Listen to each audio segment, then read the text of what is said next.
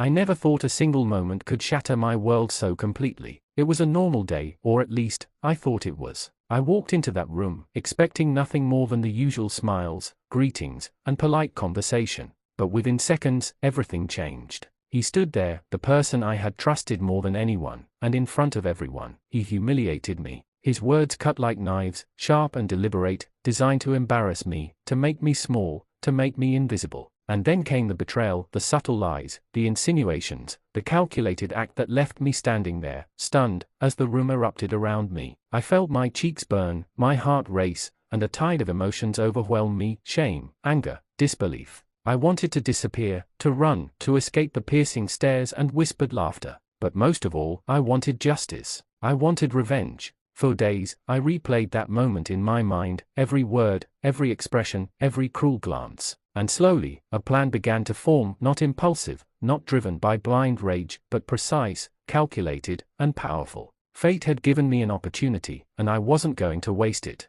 I started gathering information, learning about his weaknesses, observing his patterns, understanding the man who had thought he could humiliate me without consequence. Every detail mattered. Every secret he thought was safe became a potential leverage, a tool in the hands of someone who refused to remain powerless. The turning point came one evening, when I realized something shocking. The very betrayal he had orchestrated to make me crumble had exposed a flaw he never noticed. A flaw I could use to reclaim my dignity, to take control, and to ensure that justice, or something far better than justice, would finally be mine. I smiled to myself for the first time since that humiliation. I wasn't broken, I wasn't defeated, and soon, the world would see the consequences of underestimating me. This was only the beginning. Fate had given me a second chance, and I was ready to seize it with every ounce of strength I had. After that night, I stopped pretending the wound wasn't there. It wasn't just pride that burned, it was a slow, cold fuel that fed something inside me, a plan. Not a messy, loud revenge for spectacle, but a surgical one.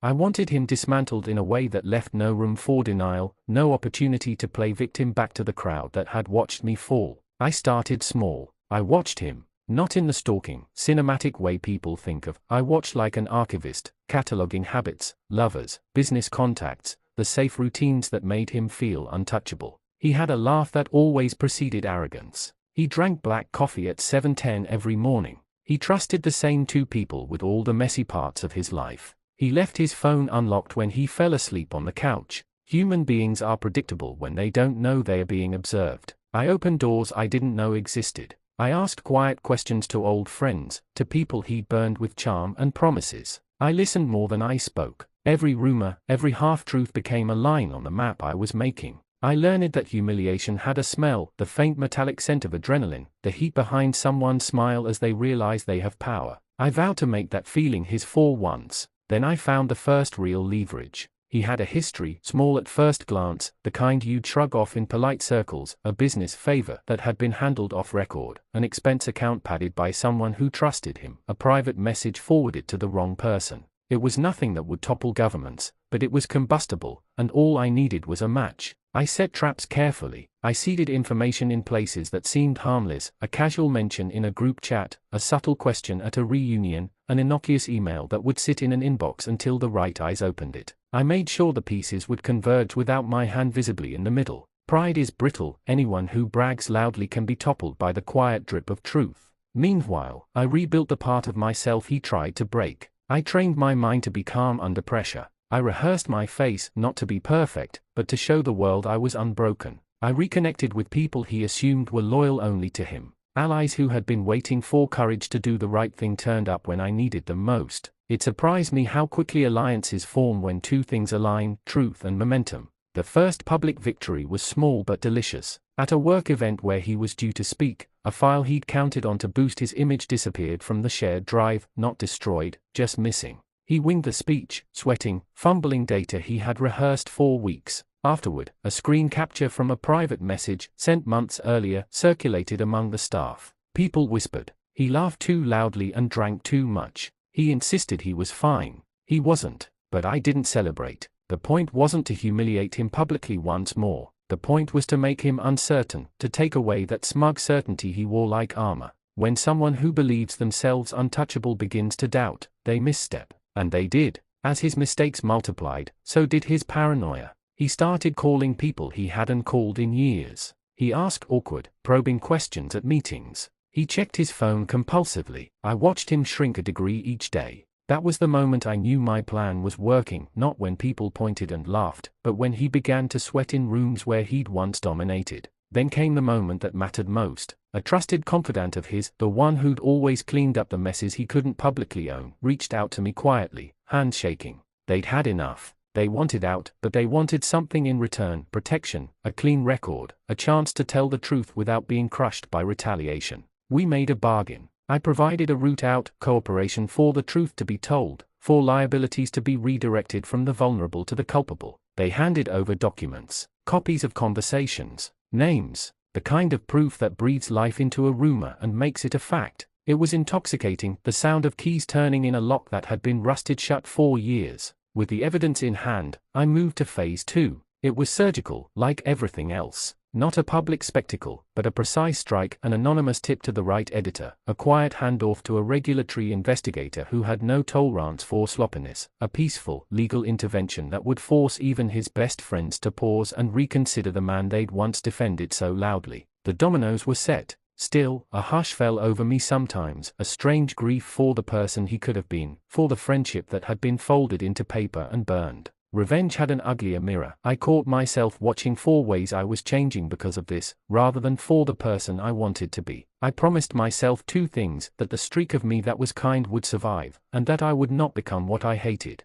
The night the first investigators arrived at his office, I sat far away with a cup of cold coffee and felt neither triumph nor joy. I felt resolution. The humiliation that had been forced on me in front of everyone was retold in a new light, not as proof of my weakness, but as the starting gun for something better. People would learn the truth, yes, and he would face consequences. But what I craved most was the peace that follows when deceit is exposed and a clear-eyed life can begin again. As the lights in his office went dark and the crowd dispersed into the night, I allowed myself one small, private smile. This was only the beginning. Fate had handed me an opening. I had seized it. The next moves would be larger, riskier, and require everything I'd learned so far. But I was ready. I had become someone who could hold the line. And somewhere, in the quiet after the storm, I heard the soft, unavoidable truth: real power isn't the ability to humiliate, it's the courage to stand up when everyone else expects you to crumble. He no longer moved with the arrogance of a man untouchable. Every glance over his shoulder betrayed the anxiety that had been seeded quietly, surgically, by my meticulous planning.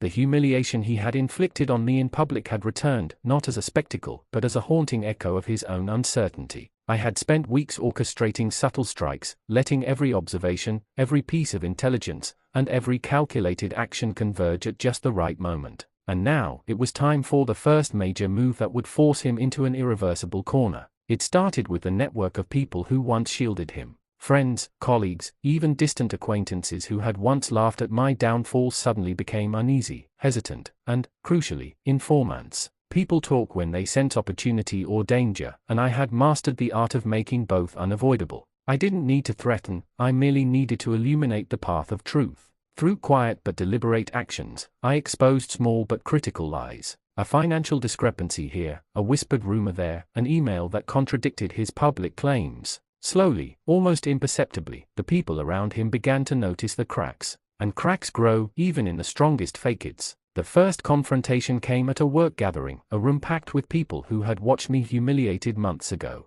He stood at the podium, confident as ever, ready to deliver the same performance he always did. But this time, I was prepared. With a subtle glance to a few key allies, the first wave of evidence surfaced on the screens behind him: discrepancies in his reports, messages proving manipulation, and recordings of private admissions. He froze. For the first time, he wasn't sure of what was coming next. The room murmured. Colleagues whispered, eyes darting between him and me. I stayed seated, calm, letting him unravel in the silence I had carefully crafted. And then the whispers turned to questions. Questions turned to doubts. Doubts turned to judgment. He tried to smile, to regain control, but the armor of arrogance he had worn for years had rusted under the weight of truth. But I didn't stop there. Revenge is not a single moment, it is a chain reaction. I followed the evidence to its farthest corners, revealing alliances he had thought secure, exposing secrets that could no longer be ignored, and creating a ripple that no one in his circle could contain. Every confidant, every supporter, every person who had once believed in him was forced to reconsider their loyalty. And loyalty, once shaken, is the most fragile weapon of all. Meanwhile, I had to protect myself.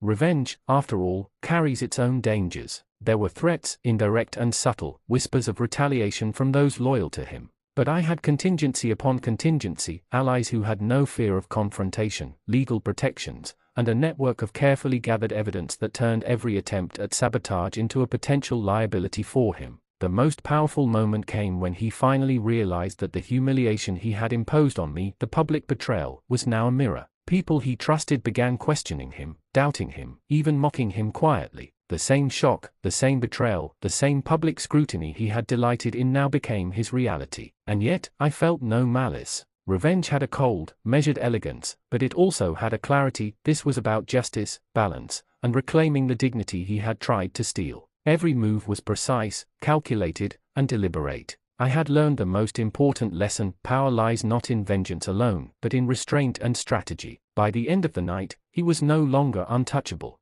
The first dominoes had fallen. My humiliation had been transformed into preparation. My strength had grown from pain, and my opportunity, the one fate had handed me, was fully in motion. I knew the next steps would be larger, riskier, and would demand every ounce of patience, intelligence, and courage I had cultivated. But for the first time, I felt something I had not felt in months: control. Absolute, unshakable control. And somewhere in the quiet aftermath, I whispered to myself, this is only the beginning. And now, I will finish what was started. The crack I had driven into his armor had widened. The people around him walked more carefully, glancing in his direction with something like pity. But pity is a fragile thing. I needed the collapse to be definitive, clean, undeniable, and final enough that he could not return to the stage he once owned. I planned with surgical patience. This was not the time for theatrics, it was the time for precision. I mapped his vulnerabilities into a sequence of coordinated moves: legal exposure,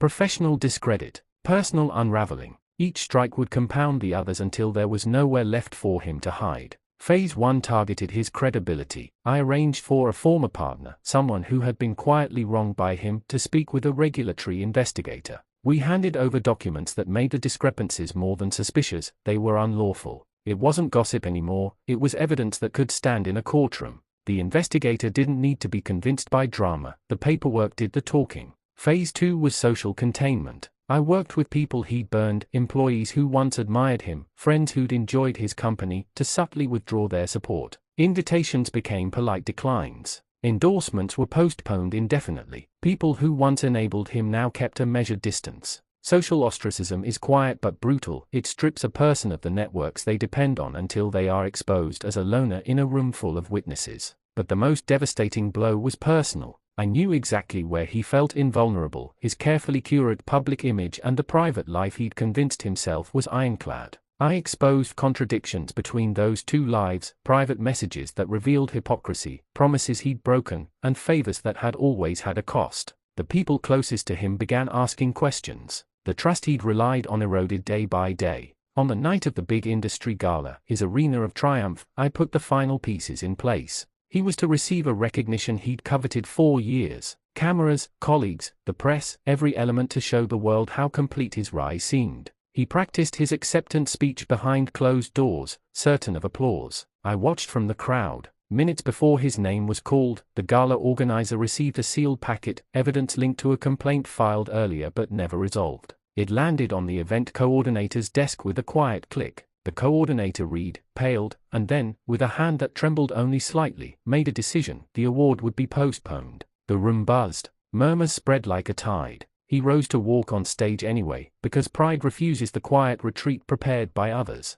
That was his mistake. On stage, he was met not with thunderous applause but with a silence that felt like a verdict. Someone in the audience, someone I'd prepared, stood and asked a pointed question about the unresolved complaint. Cameras swung. The question echoed. He faltered. His polished answers cracked under precise facts that had been placed within reach for anyone who knew where to look. He left the stage that night a man hollowed out. The cameras captured his face, forced smiles, blinking eyes that had to register shock. Later, when the press dug, the paperwork we'd forwarded to an investigator reached the desks of journalists hungry for a real story. The first article hit the web the following morning with a headline that made his name and the scandal impossible to ignore. But even as the public unpeeled his facade, the private pressure intensified. Friends called, not to comfort but to distance themselves. Business partners requested audits and emergency meetings. He discovered that people he'd counted on would not bail him out this time. The isolation was swift and deliberate. It was the kind of loneliness that corrodes even the loudest ego. Still, he tried to fight back. Pride can be dangerous, it makes men lashing out in desperation. He hired lawyers, threatened countersuits, and tried to paint himself as the victim of an anonymous vendetta. But the evidence was patient and methodical: dates, signatures, messages, audits. My allies had ensured everything was legally watertight. His defenses were showpieces, not shelters. There were ugly moments. He lashed out in private, calls that turned into rants, messages sent at 3 a.m. begging for loyalty. He reached for the only lever he thought he had left: humiliation by proxy. He hired a chorus of paid defenders, ghost accounts to muddy the waters, and sympathetic posts to sway public opinion. The social media skirmishes looked loud, but they were hollow. The essential facts remained immovable. Then came the personal collapse I'd prepared for but didn't relish watching. A woman he'd publicly praised as his closest confidant, someone whose approval sustained him, went to the press with a statement. She had known inconsistencies, and had stepped back when she realized the pattern. Her revelation stung more than any article. It was proof that his inner circle had fractured. The halo he'd worn disintegrated in broad daylight. In the following weeks, investigations deepened, resignations happened quietly, and contracts were renegotiated without his input. He reached out to me once, voice tight, words thin with fury and disbelief. He begged for an explanation, for mercy, for the chance to clear his name. I chose my words carefully. I told him, calm, steady, that I had only wanted truth. I said that the humiliation he'd thrust upon me had created a debt that had to be repaid in the currency of honesty. He accused me of cruelty. I corrected him. I was asking him to own what he had concealed. In the end, the real victory wasn't in his ruin but in something quieter: the restoration of my dignity. People who'd once whispered at my humiliation now apologized in small ways. Some doors reopened. Jobs were offered again with a cautious hand. The world didn't flip back overnight, but the balance shifted. I had taken a scene of public disgrace and turned it into a lever for truth. There was a final image that stayed with me: him, standing on the balcony of a very different apartment than the one he'd once bragged about, looking small against the city lights.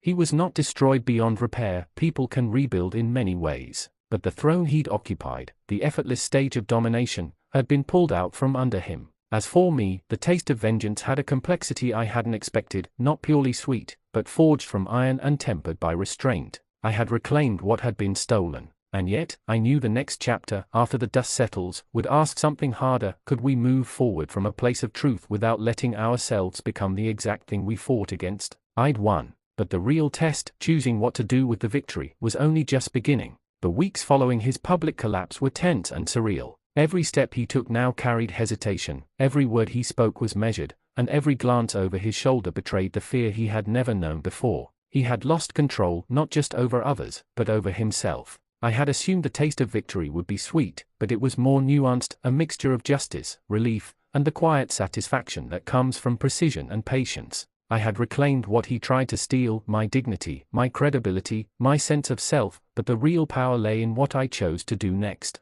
Vengeance could end in cruelty, or it could end in balance. I chose balance. The final phase began with the quiet restoration of my life. Allies I'd regained, friends who had once looked the other way, returned in subtle but meaningful ways. Invitations, offers, and opportunities that had once bypassed me came slowly, deliberately. Meanwhile, he became a study in anxiety and caution, every move second-guessed, every word scrutinized. But the most dramatic moment came unexpectedly, in private. He confronted me directly, in a small, tense office far from the eyes of others. His expression was a mixture of desperation, disbelief, and something closer to shame. "Why are you doing this? Why not let it end? I've lost enough." I looked at him calmly, without anger, without gloating. "Because this isn't about punishment. It's about truth. And about showing you that actions have consequences. You humiliated me. You betrayed me. But what matters now is what we do next." He shook, a man who had always relied on arrogance, now stripped bare. I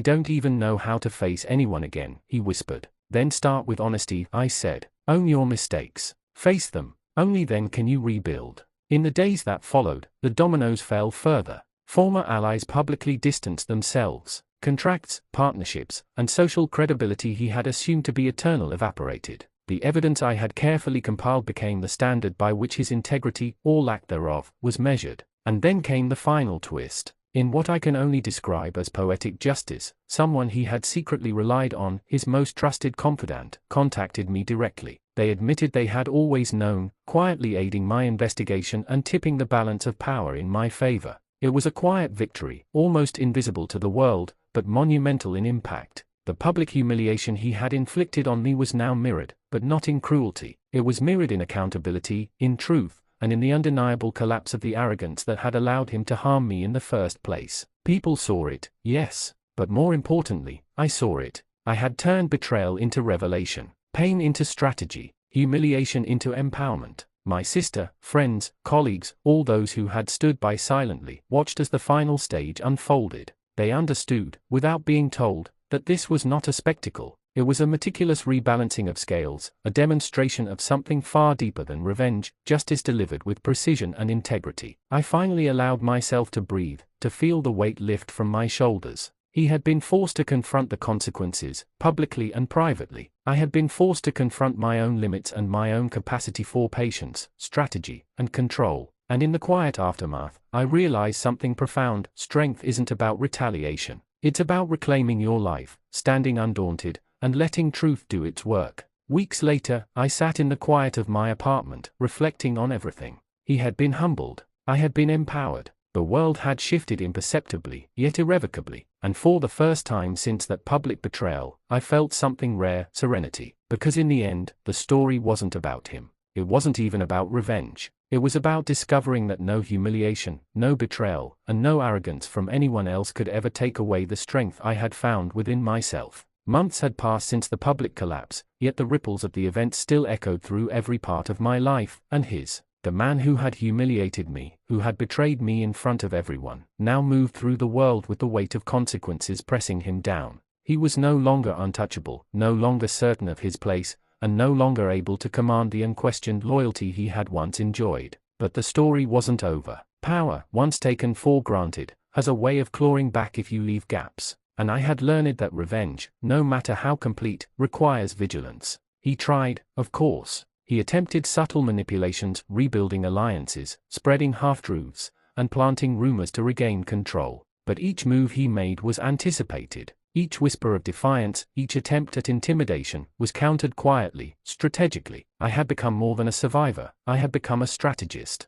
Every action I took was calculated, every contact leveraged, every secret weapon held in reserve until it could be unleashed at the perfect moment. Meanwhile, my own life flourished in ways I had not dared to imagine. Opportunities that had once passed me by returned, this time, on my own terms. Friends who had abandoned me returned, not out of obligation, but respect. Colleagues who had watched my humiliation transformed into allies who recognized my strength. I was no longer just reclaiming my life, I was building it anew, intentionally, powerfully, without fear of betrayal. Then came the final reckoning. A revelation I hadn't anticipated. One of his closest allies, someone he had relied on as a shield against the consequences of his arrogance, reached out to me directly. They confessed that they had been quietly monitoring him, ensuring that his path could not spiral entirely out of control, but also that justice would be served. With their cooperation, I secured the final evidence that sealed his fate: financial misdeeds, manipulation, and personal betrayals that even his most loyal supporters could no longer deny. When I confronted him for the last time, it was not with anger, nor with triumph.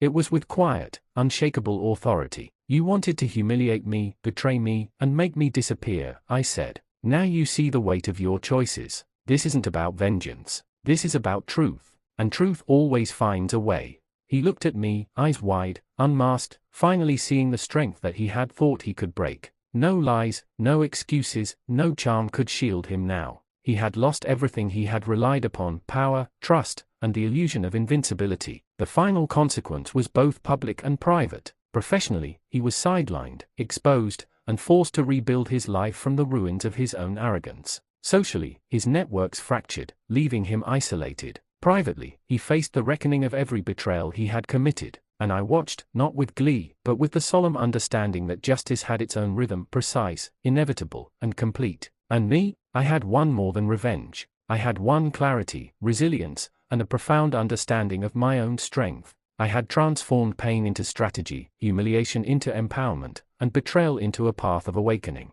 I no longer feared the cruelty of others, nor the unpredictability of life. I stood on my balcony one evening, overlooking the city, and felt the enormity of it all. The man who had humiliated me was still in the world, but powerless. I was free, unstoppable in my confidence, and unbreakable in my resolve. I had taken the chaos of betrayal and turned it into a fortress of self-possession, a monument to the power of patience, intelligence, and courage. And in that final quiet moment, I understood the ultimate truth: life will test you, people will betray you, and the world will humiliate you. But if you remain steady, vigilant, and true to yourself, fate will always offer a second chance. And when that chance comes, it is up to you to seize it, and to rise higher than you ever imagined possible. I had risen, and nothing could touch me again. Even after months of careful planning, execution, and victory, the story was far from over. Life has a way of sneaking in the unexpected, testing whether your triumph is real or merely temporary. I had dismantled his power, exposed every lie, and reclaimed my dignity, but fate, in its cruel precision, had one final challenge in store. It began with a subtle message, anonymous, digital, and unmistakably deliberate: you think it's over,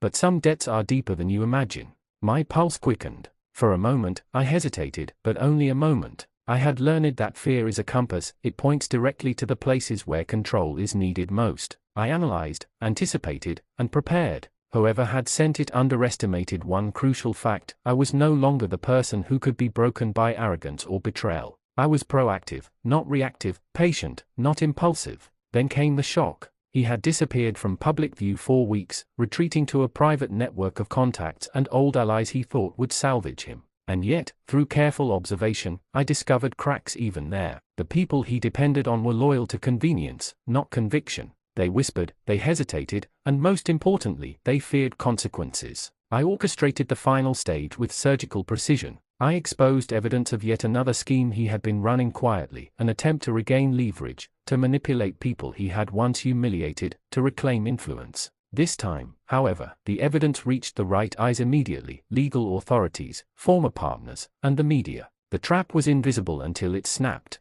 The moment he realized the walls were closing in was cinematic. Alone in his office, his phone began to buzz uncontrollably. Messages from investigators, emails from betrayed allies, notifications of media exposure. The very network he had tried to manipulate now turned against him. His face went pale, his voice trembled as he reached for his phone and realized it was useless. He had been outmaneuvered completely. But the final twist, the one that sealed the story, was entirely personal. One of the few people he trusted unconditionally, someone whose loyalty had once shielded him, contacted me directly. They revealed a secret he had buried for years, a lie that, if exposed, would utterly shatter any remaining credibility and trust. This was a hidden card, one even I hadn't anticipated until it was in my hands, and I held it like a key. When I confronted him, it wasn't in anger, nor in triumph, it was in quiet authority. You wanted to humiliate me and destroy me. You failed, and now, the truth you buried so carefully will define the rest of your life.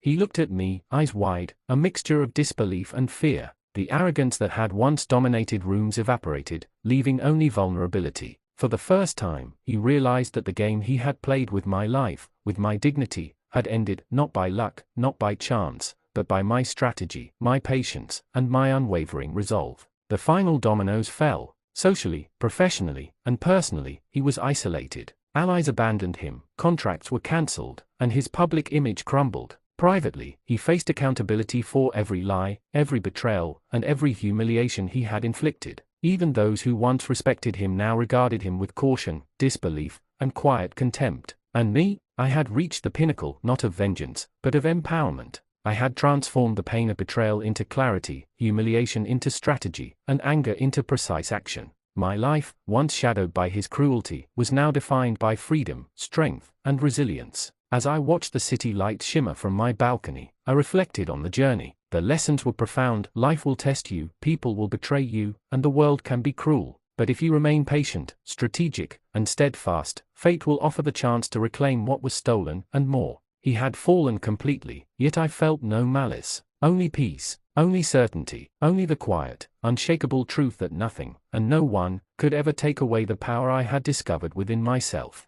And in that final moment, I understood: the ultimate victory is not in revenge, it is in becoming unbreakable, untouchable, and undeniably whole. The saga was over. The story had ended, but the strength I had forged would last forever. The months that followed were quieter, but not empty. The man who had once humiliated me, betrayed me in front of everyone, and believed himself untouchable, had been dismantled piece by piece, truth by truth. He no longer walked with arrogance, no longer commanded attention, and no longer held sway over anyone's perception of power. But closure, I realized, was more than his downfall, it was my life moving forward. I rebuilt quietly, deliberately, and with an elegance born from patience and experience. Friends, colleagues, and allies returned, this time not out of obligation but out of respect for what I had endured and accomplished. My reputation, once tarnished, became a monument to resilience. He tried, of course, to recover. Private messages, attempts to mend relationships, small gestures of reconciliation.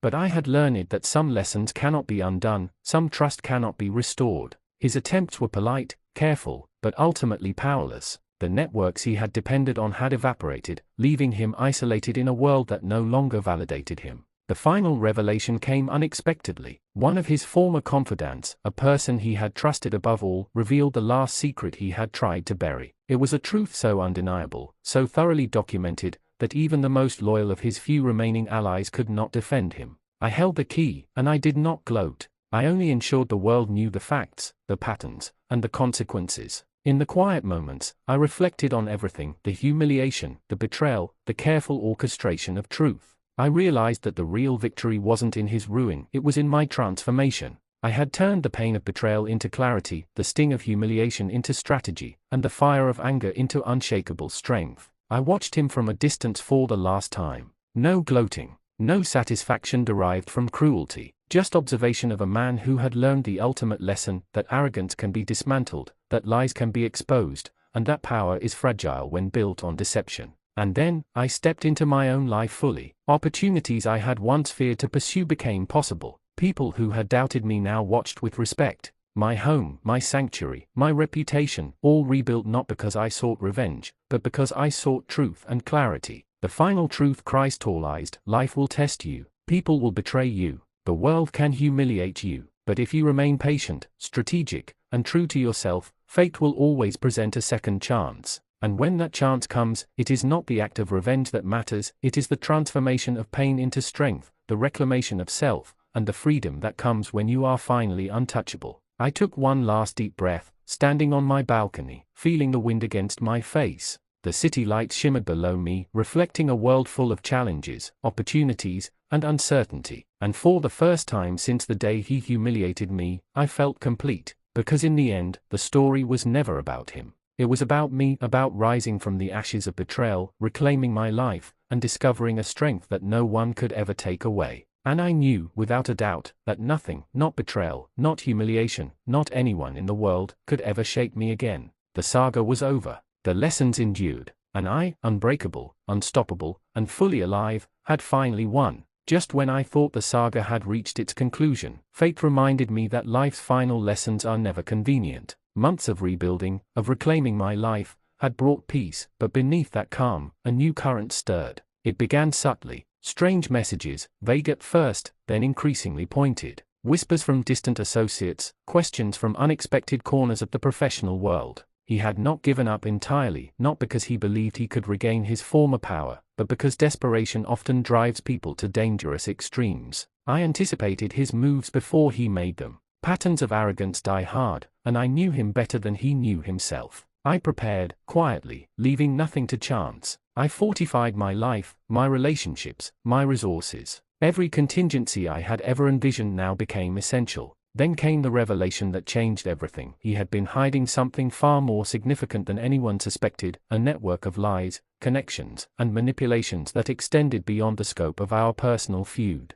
It threatened not only him, but those around him, including innocent parties who could be unknowingly dragged into chaos. The realization struck me: my final move wouldn't just be about him. It would be about setting things right, ensuring that no one else could fall victim to the same cruelty he had once inflicted. Revenge had evolved into responsibility, and responsibility demanded precision. I orchestrated the exposure with the same calm efficiency that had defined my entire journey. Evidence was delivered to authorities, secrets unveiled in ways that could not be ignored, and allies once loyal to him now turned their support toward truth. The dominoes fell swiftly, systematically, leaving him cornered in a way that no plan, no charm, no apology could reverse. But the true twist, the final shock, came in the form of someone I had never anticipated, a figure from his past, one I thought neutral, revealed as a key player in his secret operations. They contacted me directly, offering critical information that would not only secure my victory but also protect countless others who might have been harmed by his schemes. I realized, in that moment, that my journey had transformed into something far greater than personal vengeance. I had become a guardian of truth, a force that could expose injustice while remaining untouchable. My strength had grown beyond mere retaliation, it had become a principle, a shield, and a sword simultaneously. The confrontation was inevitable.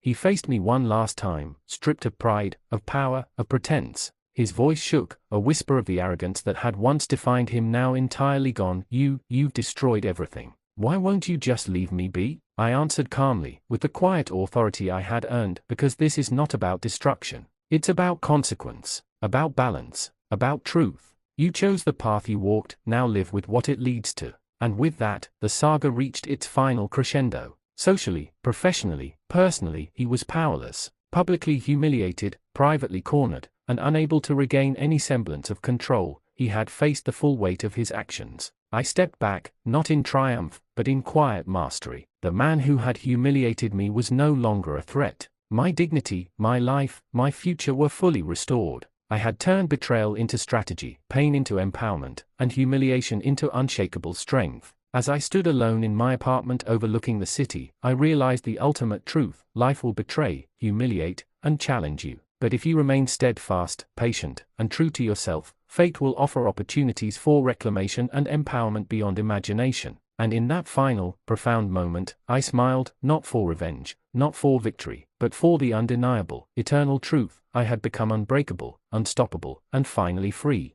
The saga was over. The lessons endured. And nothing, no one, no betrayal, no humiliation, could ever touch me again. Months had passed since the final exposure, and the city had returned to its usual rhythm. But peace, I learned, is often only the calm before the ultimate test. The man who had humiliated me, destroyed my reputation, and betrayed me in the most public way imaginable was still alive, still scheming, still dangerous in subtle, invisible ways. I had anticipated his moves, prepared for misdirection, and armored myself with patience and strategy. Yet even with all my planning, there was a tension that never fully lifted, a shadow lurking in the periphery of my triumph. Then, unexpectedly, a former ally of his reached out. Someone I had never fully trusted before, but who now carried critical intelligence. He had been working in secret, quietly attempting to regain influence through manipulation, blackmail, and carefully hidden lies. It was an intricate web that could topple innocent lives if left unchecked. This was no longer merely about revenge, it was about responsibility. I had to stop him completely, to ensure no one else would suffer under the weight of his schemes.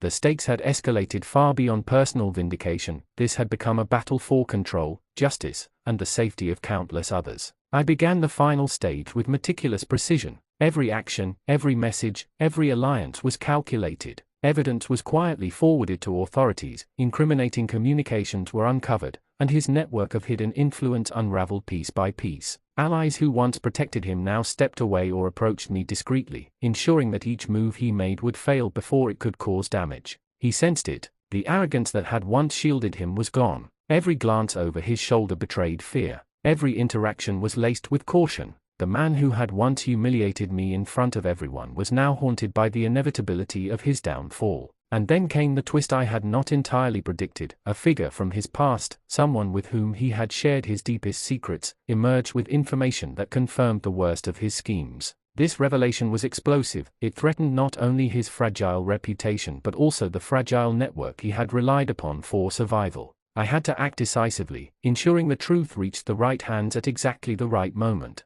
The confrontation was inevitable. He sought me out, desperation evident in every movement, pleading with a voice cracked by panic and shame. Please. I can fix this. I can make it right. Just stop this, stop now. I looked at him steadily, calm and resolute. It is already done. What is done cannot be undone. You made your choices. Now you must live with the consequences. And those consequences are irreversible. In the following weeks, the dominoes fell faster than anyone anticipated. Professional contact severed ties. Public opinion, already wary, turned decisively against him. Legal investigations confirmed misconduct, leaving him unable to reclaim any sense of credibility. Private betrayals he had assumed safe were revealed, leaving him isolated, powerless, and exposed. But even as he faced the collapse of his world, I remained steady. My life, my career, my relationships, all carefully rebuilt, stood intact. I had turned humiliation into empowerment, betrayal into strategy, and pain into unshakable strength. Finally, in a quiet moment of reflection, I understood the ultimate lesson: revenge is not merely about defeating someone else.